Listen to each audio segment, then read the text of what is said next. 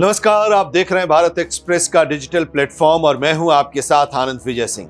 भोपाल की union carbide factory से 40 साल बाद जहरीला कचरा आखिरकार साफ कर दिया गया है। 1984 में 5000 मौतों की वजह बने इस जहरीले कचरे से भरे 12 कंटेनर्स को भोपाल से धार जिले के पीथमपुर स्थित Mayapur Ramky enviro engineers limited तक पहुंचाया गया। लगभग 250 किलोमीटर का यह सफर कोहरे और सुरक्षा के विशेष इंतजामों के बीच 8 घंटे में पूरा हुआ। भोपाल से शुरू हुए इस सफर के दौरान हर कंटेनर में 2-2 ड्राइवर तैनात थे और सभी कर्मचारी पीपीई किट पहने हुए थे। यूनियन कार्बाइड फैक्ट्री से कचरा भरने में 3 दिन लगे, जिसमें विशेष बैग्स के जरिए 337 टन जहरीले कचरे को कंटेनर्स में पैक किया गया। नीले रंग के इन कंटेनर्स पर खतरनाक अपशिष्ट साफ लिखा था और सुरक्षा के लिए इनके पीछे पुलिस वाहन चल रहे थे। सुबह 5 बजे तक सभी कंटेनर्स धार जिले के पीथमपुर पहुंच गए। कचरे की सुरक्षित ढुलाई के लिए ग्रीन कॉरिडोर बनाया गया। वहीं धार जिले के पीथमपुर में स्थानीय निवासियों के बीच डर और आक्रोश का माहौल बना हुआ है। लोगों को आशंका है कि इस कचरे के निपटान के दौरान इसे जलाने से इलाके में प्रदूषण फैल सकता है, जिससे स्वास्थ्य संबंधी कई समस्याएं पैदा हो सकती हैं। इस डर के चलते स्थानीय लोग विरोध प्रदर्शन कर रहे हैं और प्रशासन से इस मामले में स्पष्टता और सुरक्षा उपायों की मांग कर रहे हैं। कचरा आया, पता लगा आपको?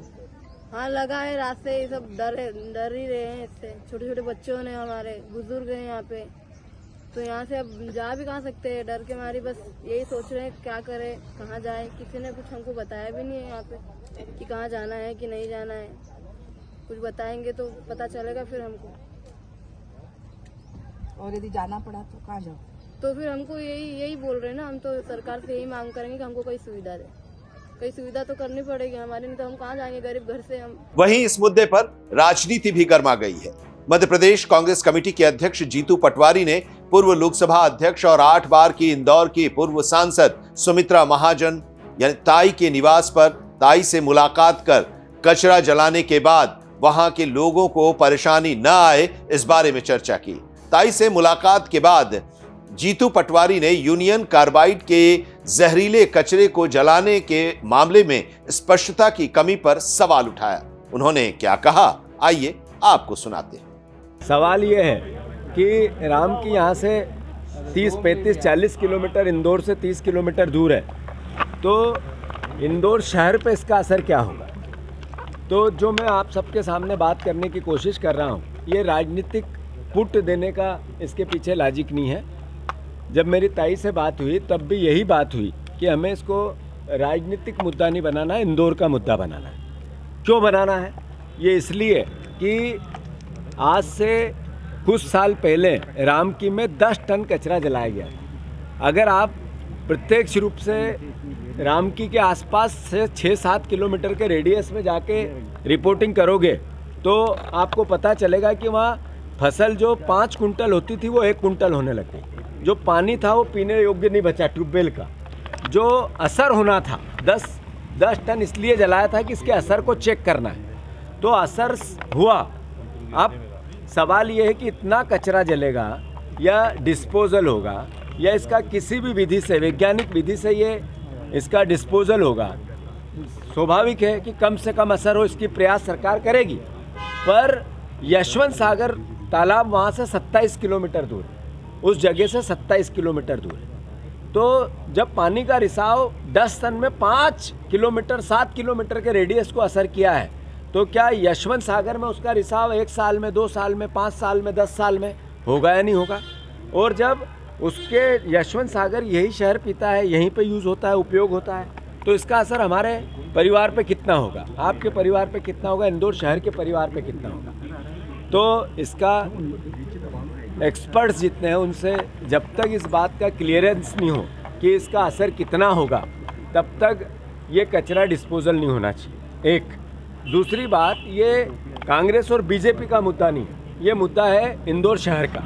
इसलिए मैंने ताई से आग्रह किया, मैंने और भी जनप्रतिनिधियों से बात की, सारे हमारे जितने बीजेपी के आज चुनाव जीते हुए परिवार के साथी हैं, उनसे भी कई लोगों से मेरी बात हुई और सबसे मैंने आग्रह किया कि इसको आप लोग आगे बढ़ के इसको थोड़ा डील करें।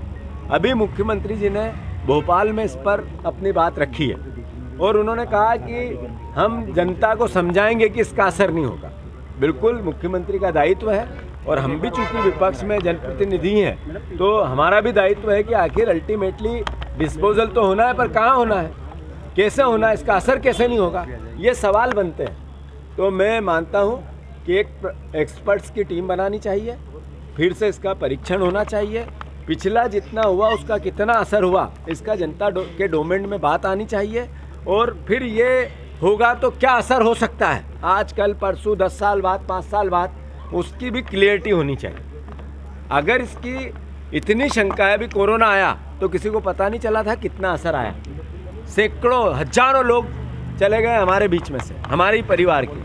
तो जिस बात का असर कितना होगा पता नहीं है तो फिर हम ये रिस्क क्यों लें, ये सवाल है। और फिर यहीं पे क्यों, पीथमपुर आज बंद है, धार में इसका विरोध हो रहा है, इंदौर में इसका यशवंत सागर और इंदौर जिले के सारे बेटवा क्षेत्र में असर होगा और वही पानी हम यहाँ पिएंगे तो इंदौर शहर में होगा।